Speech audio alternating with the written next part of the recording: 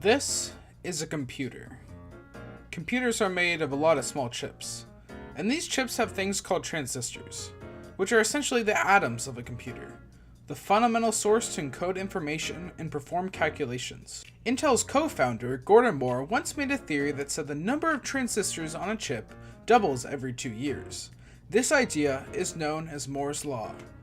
So, why does this analogy matter? We can say that similarly, the graphical, structural, and creative capabilities of video games increase as time goes on. I know this isn't a big surprise, but ever since the revival of the video game industry in the 1980s, developers have only been constantly one-upping themselves, producing something more and more technically advanced with each year.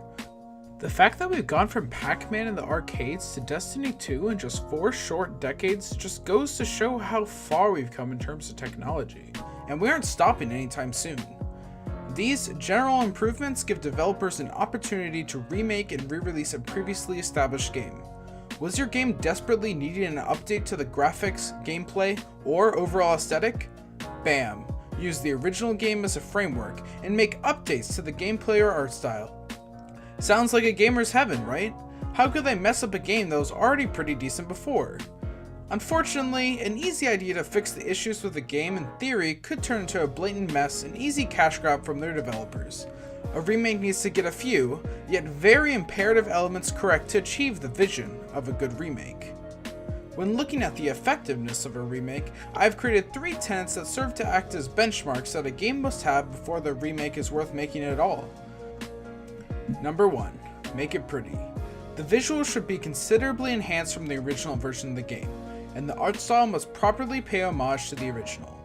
This is the least important, but also the easiest tenet to understand. Most video games that are remade are quite old, and naturally with the passage of time the graphical capabilities improve. This new game should look modern, run smoothly, and most importantly, still give you a feeling that is reminiscent in its art design. Take Fire Emblem Echoes, for example. This 3DS reimagining of Fire Emblem Gaiden is absolutely visually breathtaking, but it still has an old flair that is very reminiscent of the original game in a lot of ways. Number 2. Fix it up. Objective issues with the gameplay should be greatly minimized, and new experiences should be added into the game to ensure a fresh, new experience for those who have already played the original. Staying faithful to the source material is a quintessential element to all remakes, but additional content should be provided to enhance the overall experience and give players an opportunity to mess around with a little bit more in the various features provided.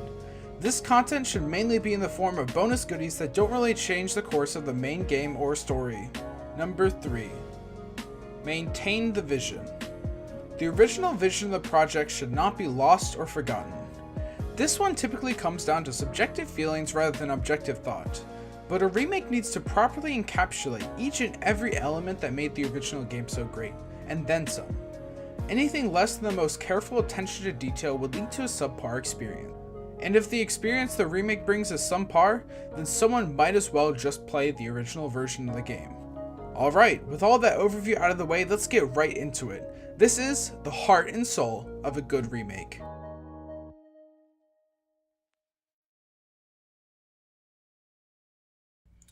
Nintendo are no strangers to remaking their games, but as time goes on, it seems like they're shifting away from recreating some of their most iconic romps with complete in-house production.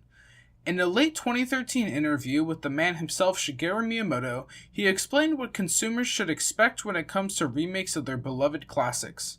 When asked if consumers should expect new remasters going forward, he responded with, "That's certainly possible, but most of our developers are working on new games. We like to have them working on new stuff. HD remakes might be a good project for development partners, so that's something I hope we can introduce in the future." While Miyamoto doesn't directly state that Nintendo is moving away from the production of remakes, it definitely seems that Nintendo has been focusing on making more original games and ports of Wii U titles, which is actually a good thing. In my eyes, a remake should only be developed if the original game needs to be remade. There's 2 sides to every coin, and what the developers might think is a great addition to their game may end up being a small detriment, which is quite a shame. Not all remakes are created equal. Some remakes can be perfect. The Pokemon Gold, Silver, Crystal lineup are great games in their own right, but they immediately felt archaic in their game design as soon as the franchise continued on. While Pokemon Ruby, Sapphire, Emerald continued to add on with new original Pokemon and concepts, and Pokemon Diamond, Pearl, Platinum dynamically increased their graphics with 3D structures and models, it was clear that Gold and Silver needed proper remakes using the new DS engine. While the original games weren't particularly bad per se, they were definitely starting to show their age as the new Nintendo handheld consoles came and went. So a full decade later, Nintendo released Pokemon Heart Gold and Soul Silver, and it blew everyone's minds. I'm not going to dance around a verdict here. Pokemon Heart Gold and Soul Silver are what I consider to be the perfect remakes, and through the use of categorical analysis, I can explain exactly why. Let's get the obvious out of the way. Pokemon HGSS look absolutely breathtaking on the DS.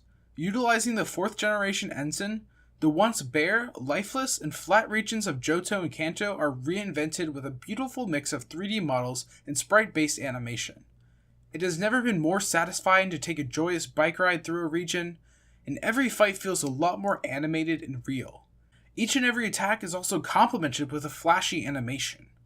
Nintendo was able to use the hardware of the Nintendo DS to the fullest. Along with that, in the original Gold and Silver games, the Kanto region was largely scaled down in order to fit all of the game on the cartridge.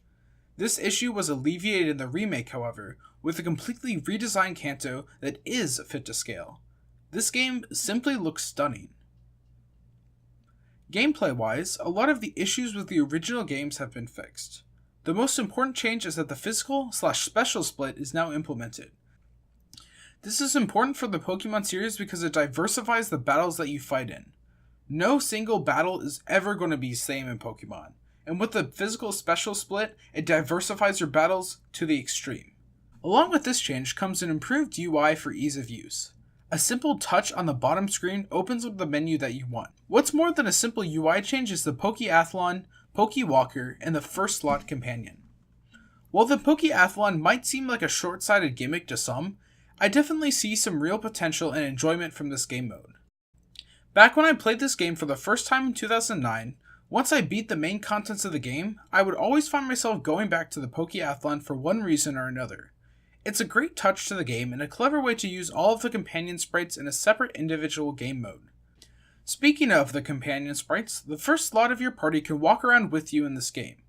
And since these games are trade compatible with the 4th generation, that means that there's a total of 493 separately created specifically for this companion feature. To round off the additions to these games, Nintendo also included their very own pedometer to go along with every copy of the game. While these things are limited in features, it was still a solid addition to the product for no upcharge, and it also spawned one of my favorite videos on YouTube. Just take a look.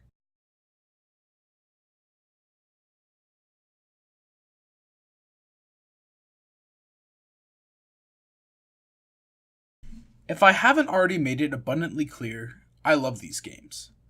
And as much as I can go on about how much proper amount of tweaks, upgrades, and graphical enhancements were added to the game, it's honestly important to talk about the game sentimentally. Playing this game as an 8-year-old in 2009 gave me an almost synonymous experience with those that played the original versions of the game a decade prior. Pokemon Heart Gold and Soul Silver are evergreen, and I doubt that I'll ever get tired of these games. The fact that Nintendo was able to perfectly maintain the heart and soul of these original ROMs is honestly inspiring.